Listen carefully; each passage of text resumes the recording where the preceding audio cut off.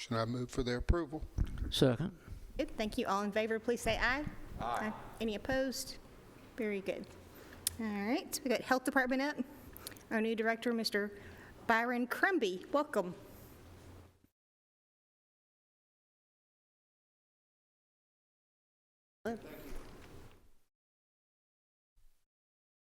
So hopefully you have all received the July Health Department report.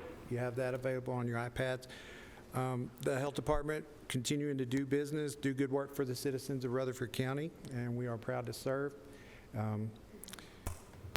Just a couple of topical issues here on the COVID-19 front. We're still testing and vaccinating here at the Health Department. Testing kits are available from 8 to 4 Monday through Friday, and those are rapid test kits that citizens can pick up at their request. We also have nurse-administered testing that is still available. Mr. Crumby, I'm sorry to interrupt you. It sounds like the microphone is on, but it doesn't sound like it's working. So just Project? Project. Glad to. Yes, thank you.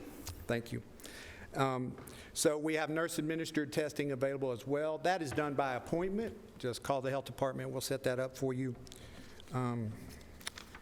Monkeypox is kind of in the news a lot, and we want to just make people aware of what services we have for that right now.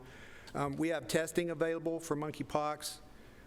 We do that both at the Smyrna location and the Murfreesboro location. We recommend people call and talk to our disease intervention specialist. They can help you determine if you're at risk or have been exposed and arrange for testing for you. For vaccinations, we do that during our walk-in hours from 8 to 10 and 1 to 3 here at the Murfreesboro location. And there are still some criteria for that until we receive our full pipeline of vaccines, but we will make those available to people who need it.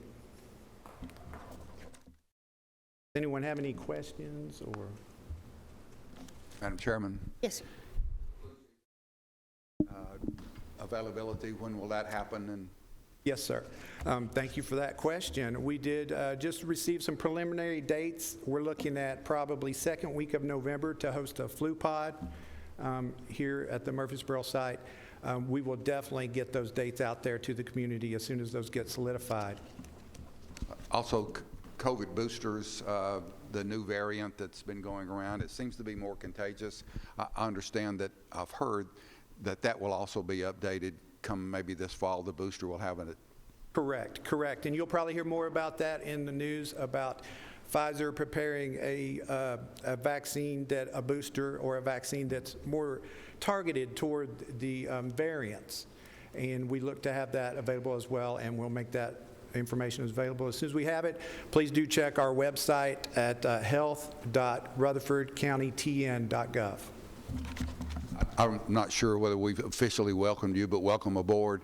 Is there anything we can do for you? Thank you so much for that. You've already made me feel very welcome, and I just want to say thank you for the support you have shown the health department. Mr. Crumby, do you know, has the state made the decision yet about replacing Dr. Mack? Or are they going to do a nurse practitioner? I know there was some conversation about that. Yes, ma'am. It does look like we are going, they are not going to replace Dr. McDonald here in Rutherford County. We will proceed with our nurse practitioner model, and then we have several MDs that are participating in clinical observation and overseeing that process. Very good. Thank you. All right, I'll accept a motion to approve the report. Move to approve. All in favor, please say aye. Aye. Any opposed? Thank you. All right, community care. Mayor, do you have anything for us? Thank you, Madam Chairman. Commissioner Cook's request, I went out to CCRC yesterday to retrieve the cannonball that was found at the nursing home, and she wanted it placed in our museum downstairs, so it's downstairs, and so the trustees will have their first organizational meeting tomorrow for the museum, as approved by the full commission last week, and I'll make that presentation of the cannonball. It belongs to CCRC. Other than that, the roof, emergency purchase on the roof is The roof did qualify for the Aztec process, and it's probably going to be a third of the cost of a traditional rubberized roof, Firestone roof, and toured the new wing with the new contractor, and they're probably about 90 days out of getting that completed. Commissioner Cook, did you have anything you wanted to add? Commissioner Cook, Did you have anything you wanted to add about community care? I know. No. anything about the good. cannonball? All right, I'll accept a motion to approve the report.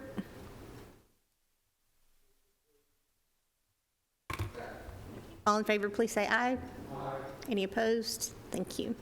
All right, next we've got special projects. I don't see Ms. Jolly or anybody from finance, but you have that report. She gives it to us monthly. This is the one where she pays the bills, adds any new projects, and gives us the construction percentage complete. So are there any questions on that report? You've had that for a little bit. Do you know whether or not the expansions of those 3 high schools have been added to this report? I didn't see them on there.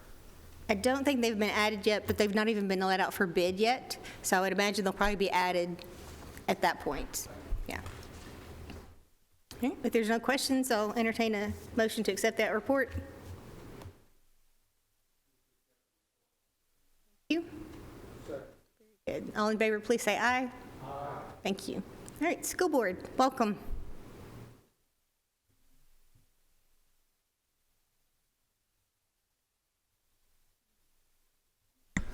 Thank you, Commissioners, Mayor. Just for those of us that haven't met yet, I'm Jimmy Sullivan, our Director of Schools. I have Trey Lee with us, our Assistant Superintendent for Engineering and Construction. So I just wanted to give you a report first on where we are with the school year. Today is day 12 with students. We've had an overall pretty successful start.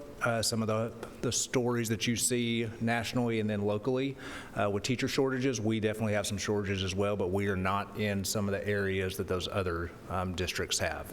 I want to give you first a report on our performance. So what is official today, the state of Tennessee goes through and ranks schools on a level 1 through 5 for the amount of growth that we show each year for our students from one year they take TCAP test until how they perform the next year. And we are a level 5 district, which is the highest you can be. I don't ever want us to lose sight of that because there are a lot of districts who fluctuate between being the lowest of level 1 and then the next year they're level 5 because they were so poor performance the year before. We are consistently a level 5 school district, and that's what we expect. COVID's thrown some wrenches in that, but overall we are still a level 5 school district, so we're very proud of that performance of our teachers, students, and parents. With that, though, of course, with our success comes growth. That is the thing we continually talk about. I received our final BP enrollment numbers from the commissioner last week at a new director of schools meeting. We ended the 2021 school year with 46,752 students. So that was the end of the 2021 school year. We ended last year with 48,975. So we added 2,223 students last school year alone. The average district size in the state of Tennessee is under 3,000 at about 2,800. So we are adding about a district, average district size per year in enrollment. We were hoping that trend was just a 1 year because usually we're between 1,200 and between 1,000 and 1,200. Unfortunately, our enrollment for kindergarten through 12th grade today was 49,903. And so we've added yet another 900 students from May. That is still going to dwindle somewhat, but it is following the trajectory of what we did last year of almost 2,200 kids. If you include our pre-K programs that are state and federally funded, we're at 50,600. So we have passed the 50,000 mark.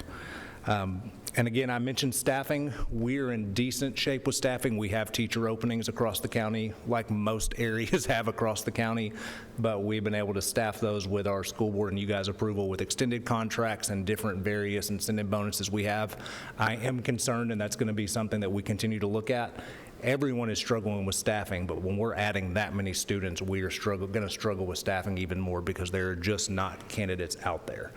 For 2,200 kids, you're looking at about an extra 160 teachers that you're needing. MTSU graduates about 110. And so that's something that we're looking at internally. And that kind of, I'm happy to answer any questions anybody has about the start of the school year. Will you lead into that a little bit and talk about some of the things we're doing to try to grow our own teachers? I know Yes. there's some exciting Yes. things you've got going on over there.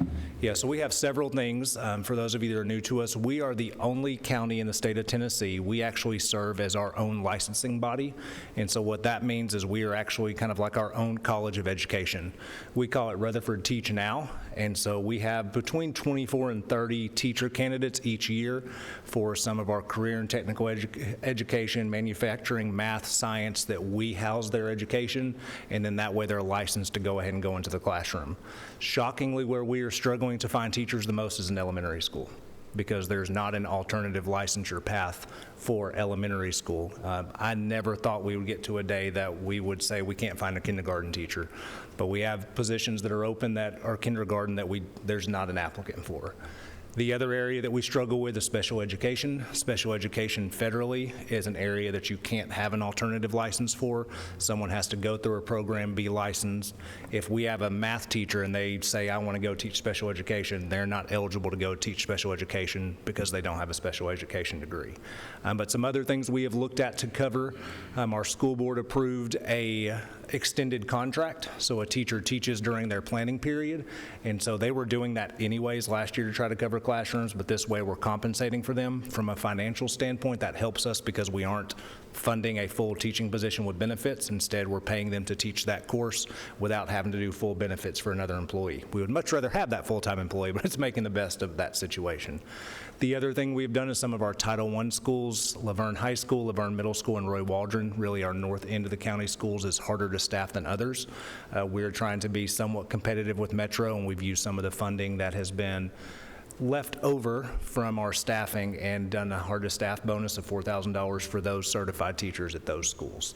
And so that's just a couple of the things that we have looked at to try to staff our own, and then we are taking from every county that we possibly can, because again, some of that success breeds people wanting to be here, and so we're taking every advantage of that we can. On those incentives for teachers, or do you think you're ever going to have to look at a situation where you're going to need to offer retention bonuses, so you're rewarding the Yes. people who are staying?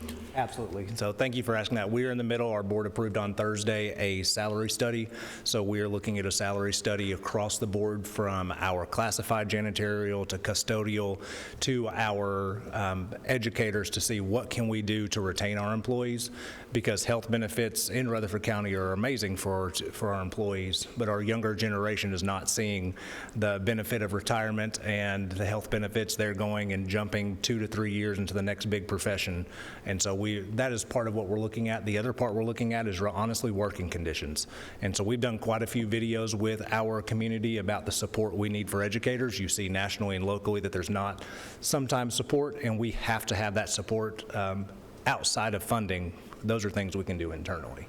Mr. Gurley? Yes, I have a couple of questions. One has to do with the Teach Now program. Could you reiterate, in case my wife gets tired of me hanging around, which areas that a person can go into that? Yes, as long as you have a bachelor's degree, and we can go through and look to see whether you could be math, science, you could do business, marketing. There are all kinds of ways. We basically, outside of elementary school, we can find a way.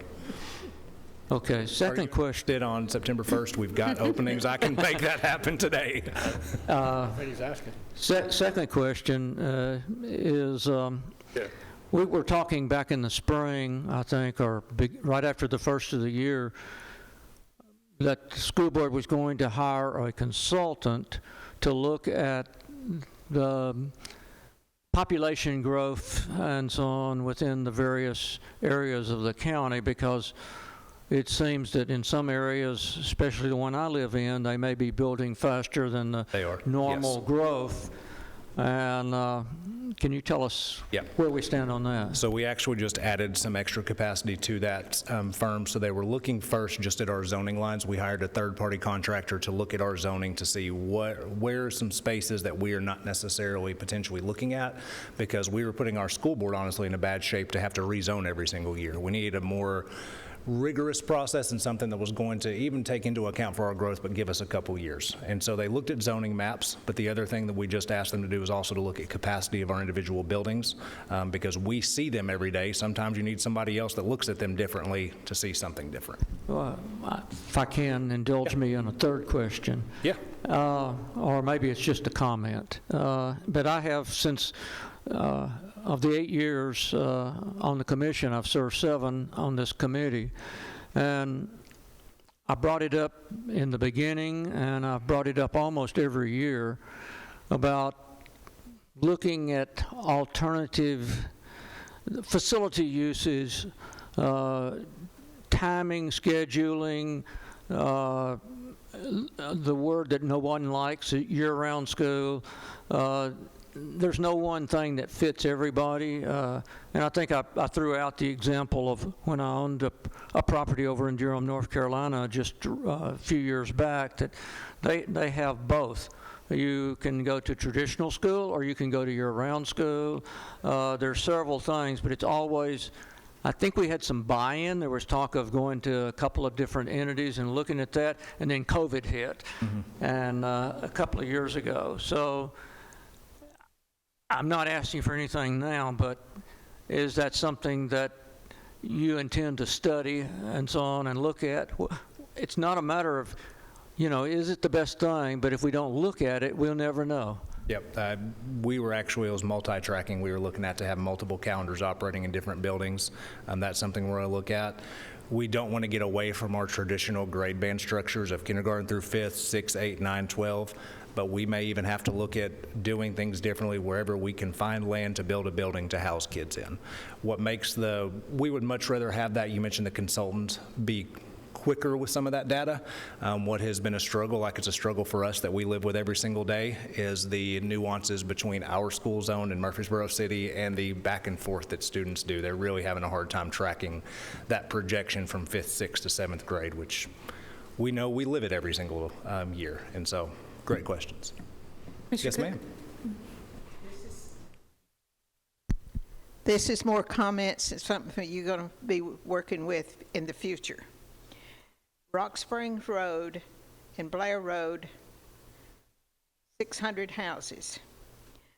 Across the street in Smyrna is 600 houses there. So you're going to be looking at a lot of portables over there because Rock Springs is you already added on to that. And you got 300 houses there on Lake Road. We're talking about 1,500 houses right there. And 1.5 children per house. I think it's what the figure. It is, yes, ma'am. And 2 cars per family, and the road won't carry it. So my sympathy goes to you. Agree. And you're going to have a lot of portables over there. When I was elected in 1990, we had 30 portables at Roy Waldron, and the fire department hadn't approved them. So we got all that straightened out. I'm glad we did. But if I can ever help, I'd be glad to, but it's going to be hard to get me. We can have you teach as well. What would you like to teach? I agree. That's an area that we're looking at. We're growing everywhere for the most part, but our Rock Springs, Stewart's Creek corridor is seeing some of the biggest growth. Stewart's Creek High School has gone from about right at 2,000 2 years ago to 2,400. They're now with the rezone our biggest high school. Stewart's Creek Elementary is sitting at 1,260. We're close to running out of room for portables, and that's one that Trey and I talk about all the time of you don't want to add portables, but at the same point, we don't have anywhere else but the students. So we're out of room at Stewart's Creek Elementary, and so we're looking at that a track in Rock Springs Elementary, Rock Springs Middle. That's that group right there. I would like to see the school system come down on the large amount of houses that they're building, because we're not getting enough land to build houses. To build schools. And I think in large lots like that, they should give us 3, 4, 5 acres. Do something. Yeah, at this point, we just need some land to build something. Yes, agree. Thank you. Do you know on the consultant work, do you know when that's going to be completed? Do you Yes, have a we've timeline? asked them to have everything completed by December 31st. We originally wanted it completed by September. Honestly, they're probably going to ask for an extension because now they're going to ask to tour every single one of our buildings to look at capacity, but that was our original timeline. And then we've all read about conversations with the Beatties on their land. Is there any status update on that? Trey, do you have any update? I know that Trey's been working with Jeff Reed quite a bit on that. We have, Mr. Reed has completed the contract, Mr. Beatty has picked it up, and his attorneys are now looking at it. How much land will you be picking up with that? Do you know? Enjoy 60? Right around 60 acres. That's off the county GIS, so it's going to be pretty close. We haven't done any survey work or anything like that yet. And is that going to take up the rest of the money that we gave you for land? And will you need more? It'll be very close. How much do we have left? Was it It's a 10.3? little over, it's right at 5 million, Okay. 4.8 something. Okay. I can look on the report. That's something we're looking at. We're going to probably look at being more aggressive in purchasing land. We know that land is not going to be getting cheaper, and we have to, that's something some of our neighboring counties have done, is they've gone ahead and really looked at getting land in the forefront, looking to see how can it grow. We have land right now as well, and so we have to look at utilizing all of that. And then do you have any update on the charter school applications you've received Yes. and where those are at in the process? Yes, so our board approved Springs Charter, and so that is our first charter school in an effort of good faith with our community and the charter school group as well, showing that effort of good faith. Their application met all of the requirements at or above expectations for all three areas. They are looking at the northwest section that is in their contract that we have with them.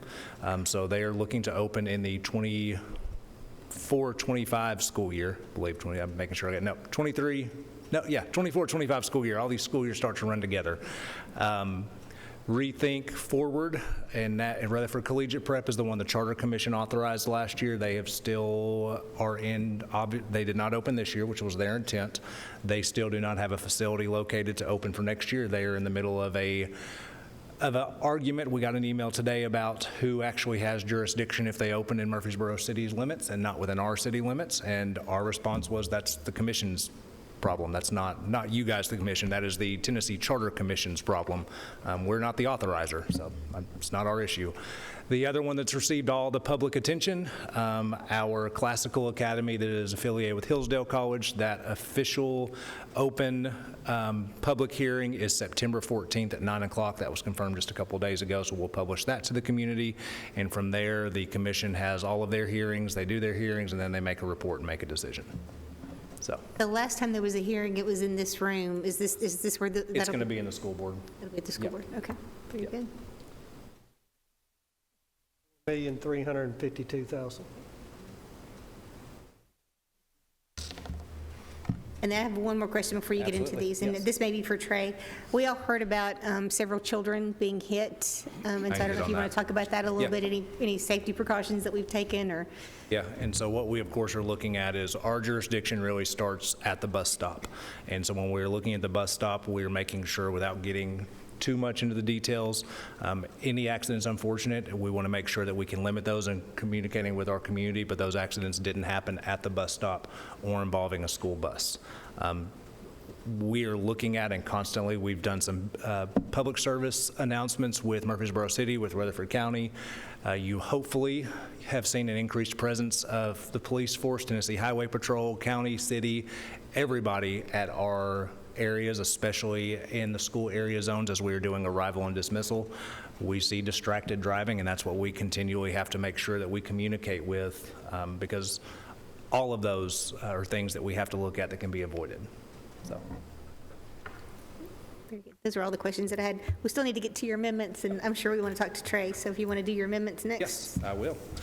All right, so financial matters, and this will be the first of ours, and I do apologize. We probably over this year will have several amendments as we're looking at funding, looking at money with a new school board, myself being new to this, making sure that we stay within our lines, but also moving things around so that we can do the betterment of our school system. The first one's GPS fund budget amendment. This budget amendment funds 8 additional athletic trainers for the RCS high and middle schools. Funding for these additional positions is derived from a recently approved 3-year agreement with the Tennessee Orthopedic Alliance and and additional state BEP funds allocated above the May 2022 BEP estimate that was used for the original revenue budget line item for BEP for fiscal year 22-23. Recommended motion to approve the GPS fund budget amendment of $547,190 of both revenues and expenditures as presented in the detail attachment. Any questions about the motion? One quick follow-up. Could you explain the alignment, the relationship with the Orthopedic Association? Yeah, so with TOA, with St. Thomas Rutherford, and with another group, they have actually increased their funding. And so we were able to fund our high school athletic trainers the last couple years. They've increased their allotment and allocation. Right now, we don't necessarily have athletic trainers at our middle schools. And so this allows us, especially at our events, to have some athletic trainer there. So we're very appreciative of this partnership because it's something that we were looking to do. And this grant kind of took care of it without it being a tax burden. You expect that to continue? For 3 years, yes. It is a 3-year grant, yes. Then hopefully explore it again? Absolutely, yeah. This was a partnership. It was year to year before this school year, and it was just for our high schools. Any other questions? I Commissioner move Cook? to approve. Thank you. Give us a roll call. Commissioner Cook? Yes. Commissioner Blair? Yes. Commissioner Gurley? Yes. Commissioner Phillips? Yes. Chairman Allen? Yes. Motion thank you. passes. All right, second, we have Fund 177, our capital projects budget, rebudgeting prior year encumbrances. So each July 1st, we have outstanding purchase orders in this fund that are liquidated. The funds go to fund balance, which in this fund is account numbers 34685, committed for capital projects. These purchase orders are for projects that have not been finished by June 30th. This amendment takes those funds out of 34685, committed for capital projects, and rebudgets the expenditures for the carryover projects that were approved last year but have not been completed. This year, we have $3,831,851.40 in funds to rebudget. Recommended motion to amend the 22-23 capital projects budget, Fund 177, by reducing account 34685, committed for capital projects, by $3,831,851.40, and by increasing maintenance and repair services buildings account 91300-355 and other contracted services account 91300-399 for a combined total of the same $3,831,851.40 as presented. And Trey, if there's anything you want to add to that when we get to questions. Any questions? I'll entertain a motion. Move to approve. Second. Thank you. Give us a roll.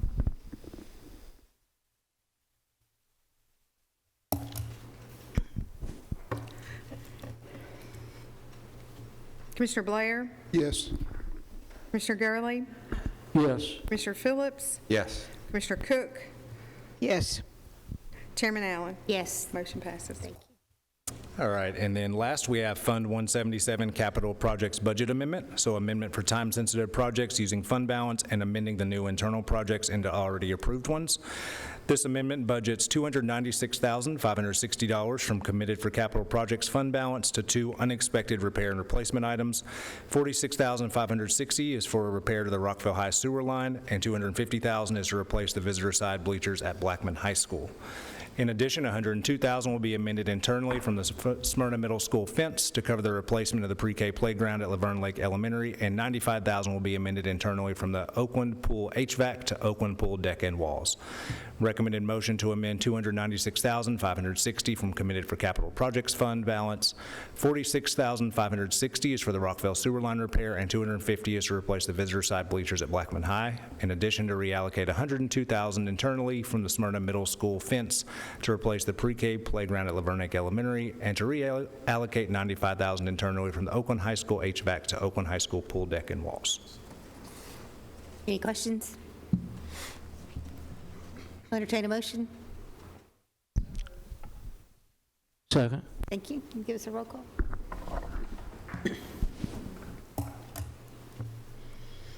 Commissioner Gurley? Yes. Commissioner Phillips? Yes. Commissioner Cook? Yes. Commissioner Blair? Yes. Chairman Allen? Yes. Motion passes. Come talk to us, Trey. Let's talk about building. Gonna sneak away unscathed. You were not going to sneak away. I knew better. That's all right. So for the benefit, since this committee will have all new members except for one, for the benefit of our new commissioners who are joining us, will you talk a little bit about that 4.3 million that we have left and kind of how we got there, how long ago that was funded, et cetera? Okay, so part of the, and I'm glad you brought that up, the form that you sent out, I'm going to briefly run through it right quick. The school building program status report, Commissioner Allen sent this out the other night. Quickly, I'm not going to go through each project in depth, but I'm just going to run through it a little bit. I encourage all of you new members to reach out to Dr. Sullivan about the main budget and Brian, and also reach out to me about capital projects, engineering, and the 177 fund. That's where a lot of my focus is with you all. Set up a time and come talk to us. We'll be glad. I'll go through it in depth so that you have a good understanding of how the funds work and what we do. But basically, the project status report that you received, there's Laverne Middle Annex, Roy Waldron, and then the third item is land. $4,352,331 is left unobligated, meaning that money has been approved by you folks, moved over to the school board, and we are able to purchase land with it. This number started out around, is a little over 10 million. We've bought a couple of pieces of property with that money, and this is the funds that we have left, as we call it, for a piece of property yet to be found. We think we have maybe found that piece of property, and that's where this money would be used, is to purchase that property. Then we have Plainview Elementary. That school is complete and open. Plainview Middle and Plainview High School. There's some funding that is split based on how we share monies with the city of Murfreesboro, roughly 16%, and that's for elementary through the 5th grade, and then 6 through 12 is what we call non-shared money. We don't share that money with Murfreesboro as part of that. So that's why you see some middle school money and some high school money left unobligated. When we built Plainview, we split certain parts of the money. It's something that we do internally to obligate the money so that we can keep track. So Plainview was the only school that was built. Then there was a portion of it that was dedicated for the roads, the sewer, and the infrastructure. That roads, sewer, and infrastructure is split between elementary, middle, and high in that same format. So we have some monies that we set aside as part of our budget. Those monies were not spent, so they remain sitting there for a future middle school, future high school. It's allocated for those projects. We have 3 projects that are currently ongoing: Smyrna Middle School, Rockville Middle, and Rockville Elementary. We've kind of got bit with the supply of certain materials. Things that normally take 3 to 4 weeks are taking 12 to 14 if we can get our hands on them. So we've got half of Rockville Middle, half of Smyrna Middle completed. Rockville Elementary, we're looking at it opening at Christmas, and the other half of Rockville Middle, if we can get a pump for our HVAC system that was supposed to be here in June. They're telling us it's going to get here. If it gets here in time, we'll open the other half of Rockville Middle at fall break. So it will be ready if we can get the pump. If not, we'll have it ready and can't use it till the pump gets here. Then we've got future new elementary. That's some money that has been moved from other projects, elementary projects, that as these projects are closed, the money's already allocated, so it moves down to a future elementary project. If we buy one of these pieces of property and go to build an elementary school, that money would be utilized. That money is shared money, so it has to be kept separate.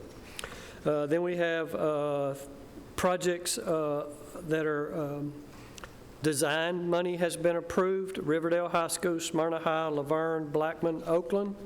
Those 5 projects right now, 3 of them have been approved to move forward through the bid and construction projects. So we're focusing on those at this time because there's no construction pending for the other 2. They would be down the road for a year or 2.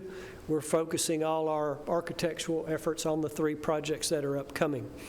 And that would be Riverdale, Smyrna, and Oakland. We've met twice with the State Fire Marshal's Office We have a meeting Monday set up with our architect to go over the latest, I'm going to call them requests, from the State Fire Marshal's office on things that we have to do to be able to move forward. Then we will meet with Dr. Sullivan and the principals again to go over the floor plans and make sure it meets the intent of what they need, and we will turn our architects loose to complete the drawings. So that's kind of the way this special projects fund works, and that's all ours. Any questions for Trey? Commissioner Phillips? You probably knew that I was going to ask timeline on the additions for those 3 new high schools. Is there anything put together yet? Right now, we're still sitting where we think. We're still intending on being ready by the end of October, 1st of November to go out for bid.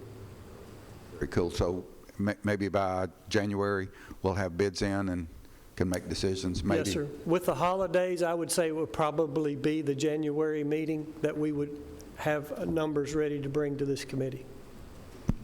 Is the addition to Smyrna, does it also include the roof system in Smyrna? Or is that a whole separate? It's a separate entity all in itself. Now, what we will do is take some things like that and bid them as ad alternates.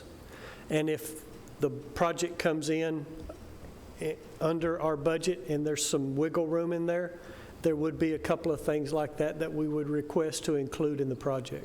But all of those will be itemized for you all so that you completely understand what we're doing.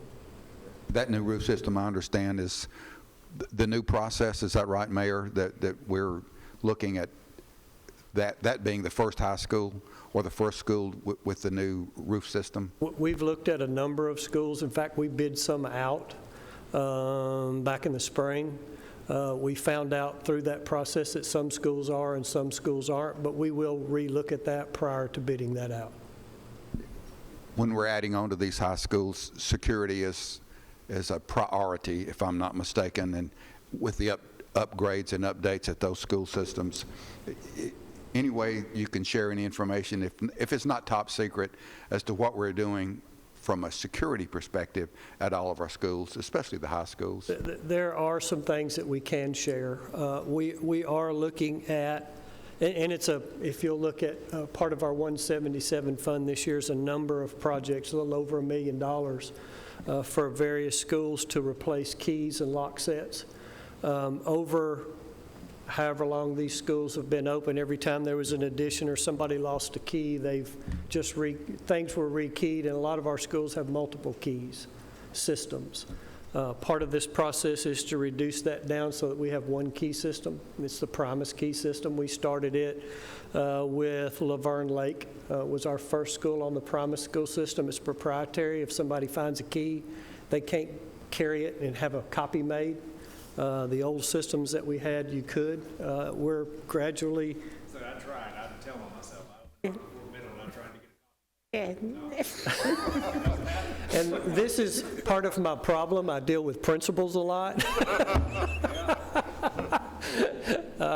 But we are working on things like that. We're going throughout our whole system, and it's about $7 or $8 million to get the whole system fixed. So I'm trying to, like that elephant, I'm getting a toe at a time. But currently, all of our exterior of our schools are on that system, so we have taken and made our perimeter secure, and now we're working on the inside, and we're doing student areas first. Then we'll go back and get mechanical and electrical rooms. I'm not worried about those right now. I'm worried about where students are.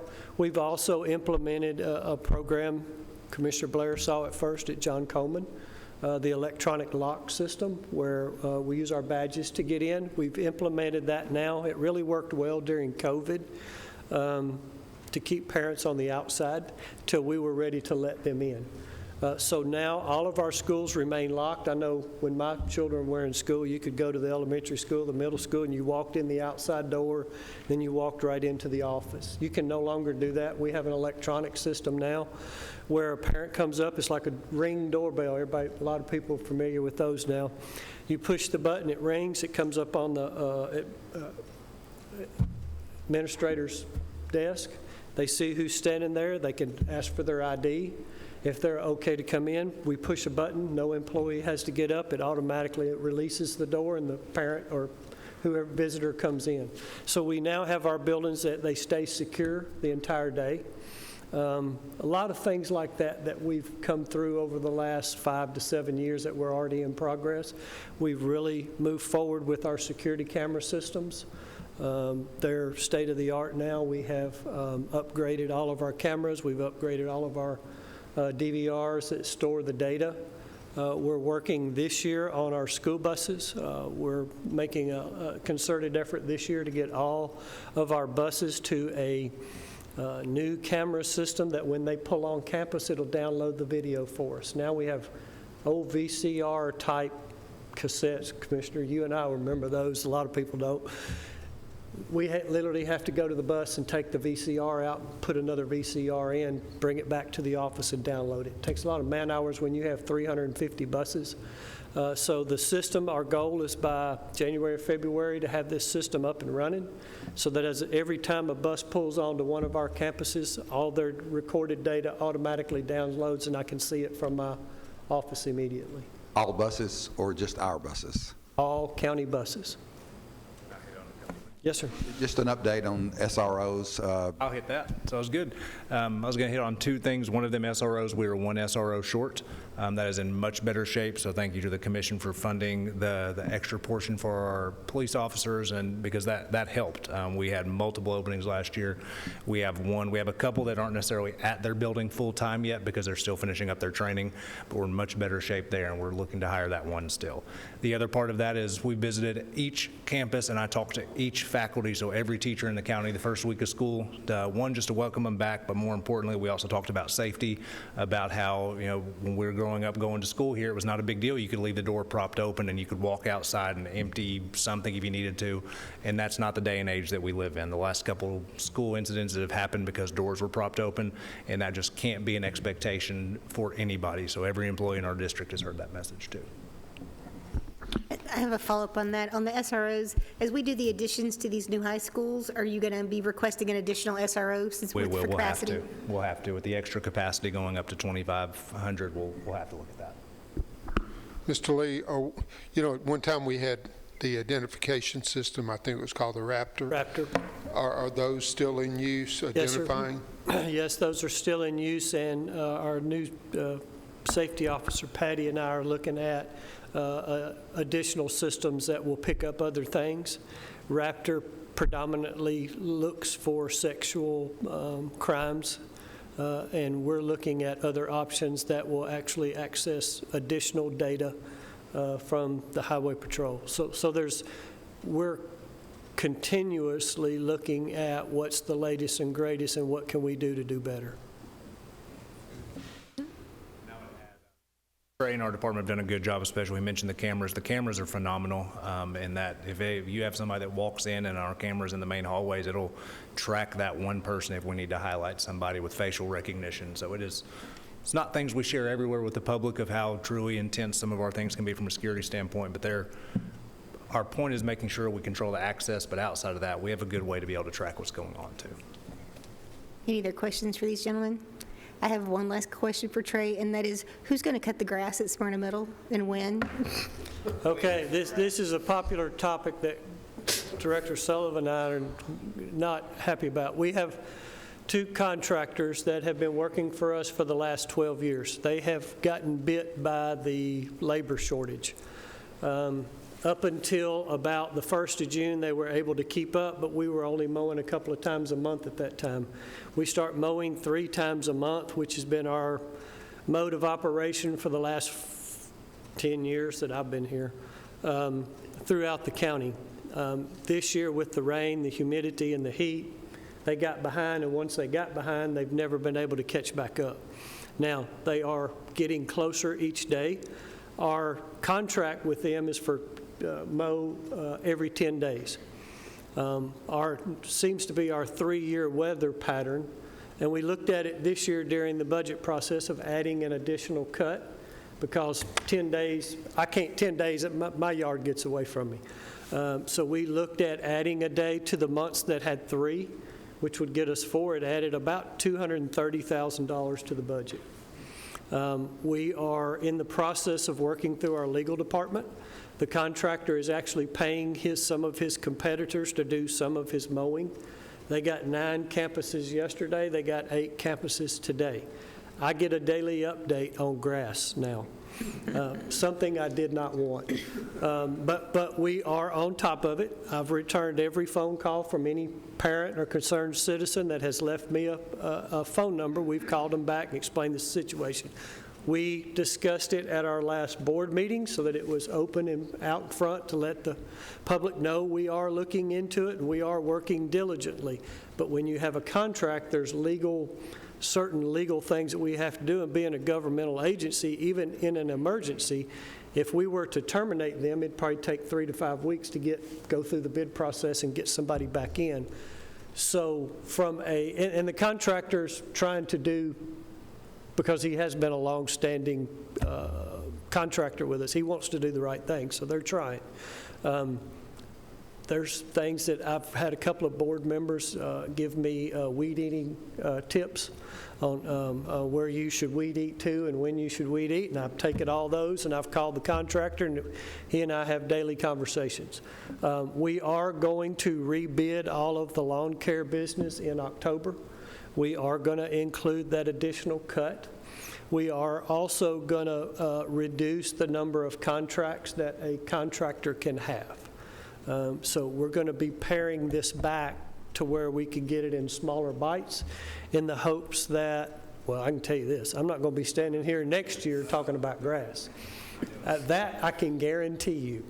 We will not have this conversation again, but we are diligently working on it. I knew the answer. I knew you were on top of it. I just knew everybody else wanted to hear. I have to It's say your that I'm last one night. that didn't call you, although I have probably the best comparison my yard versus your yard. And I knew something had to be going on because in years gone by now, I mean, it's just been, they make my yard look bad. And this year it was my yard look good, so you know, there's something really wrong. And but it's the exact same contractor. Same- I mean, it's yeah. the guy who's I've been seen the mowing same for one. years, and you Yeah. see him. I mean, and I'm not making an excuse. I don't like it any better. The other thing I want to make sure everybody understands, if they get paid for 3 cuts, that's what their contract says. If they only mow twice, they only get paid for twice. They're not getting paid for the 3rd cut.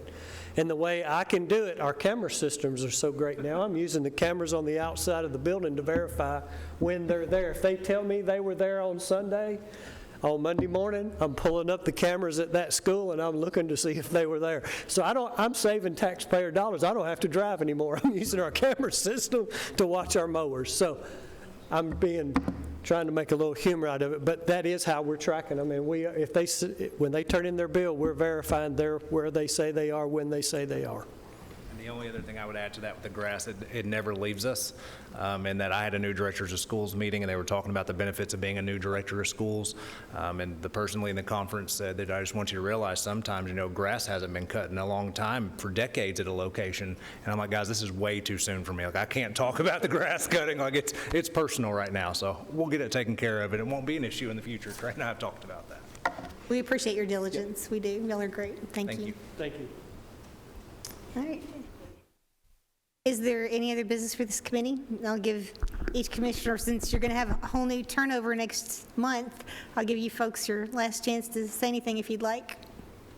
I didn't say anything at the commission meeting the other night because I figured we'd have this opportunity, but just want to say how much I've enjoyed working with this committee and with you, Madam Chair, and of course you as well, Mayor. And Mayor and I go back 50 plus years now, and again, you know, I've been privileged and honored to have served this county community, and I just want to thank all of you for your partnership and your help.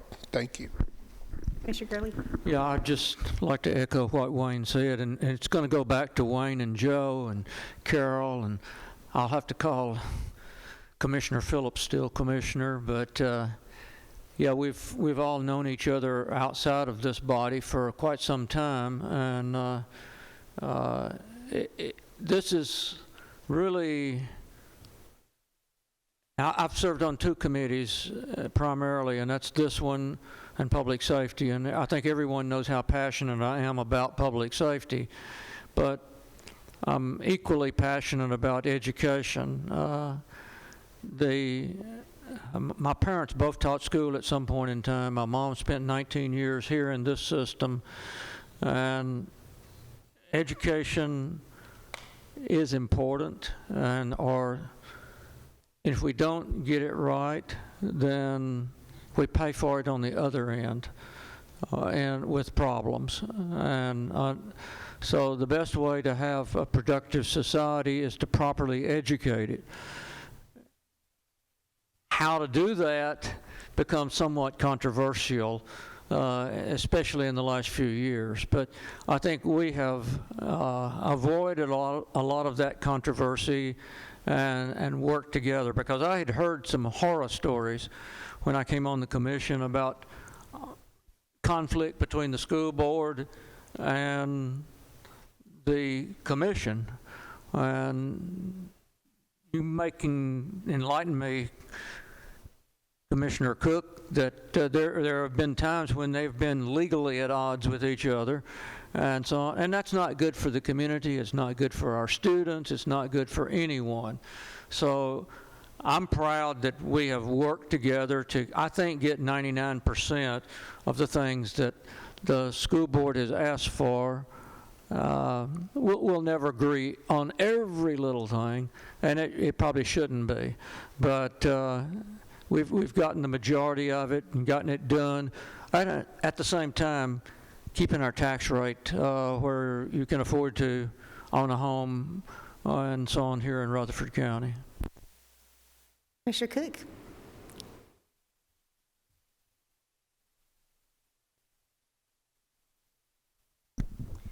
It has been an honor for me to serve 2 years on the Planning Commission for the City of Laverne, and then 32 years for the county and the city.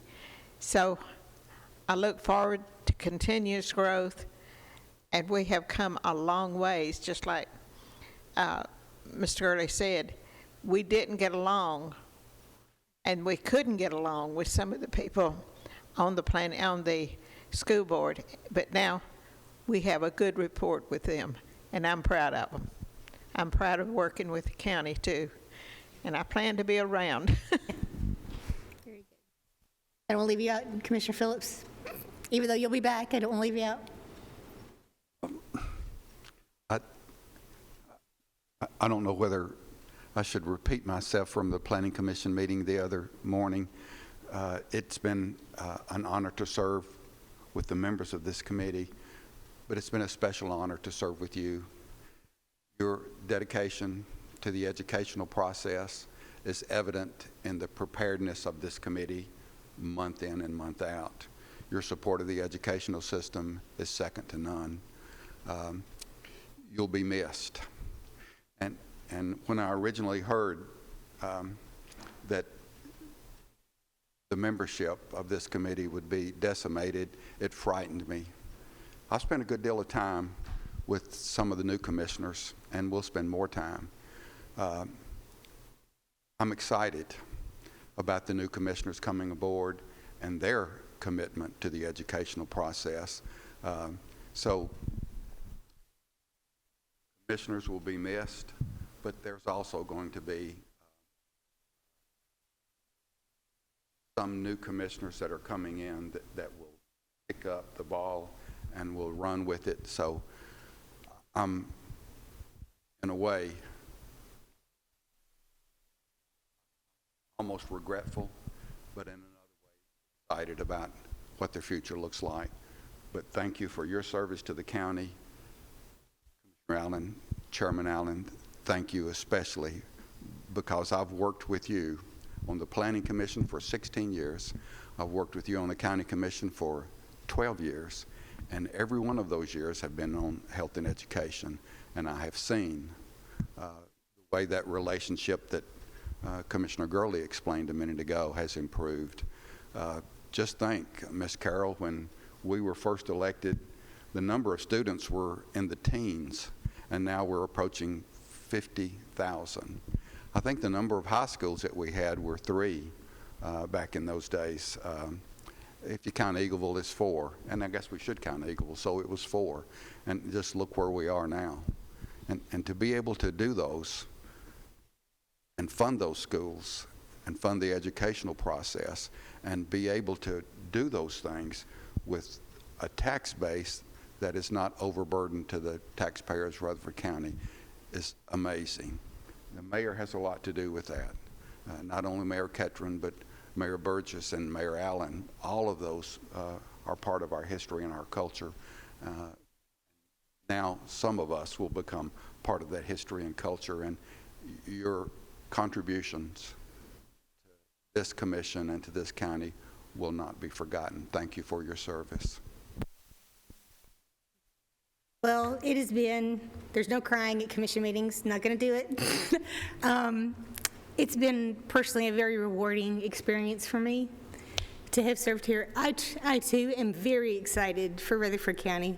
Knowing the folks who are coming in that we're passing the baton to, I have such great confidence in them. I'm like, you have had a chance to spend some time with some of the new folks, and we're leaving them in great hands. We're leaving the relationship in a great condition. There's just no better place in the world to live than Rutherford County, and I am delighted that we all get to be here at this moment in time, and I've loved serving with you. And Rachel, you've been fantastic. We appreciate you so much. All right, we are adjourned. Thank you.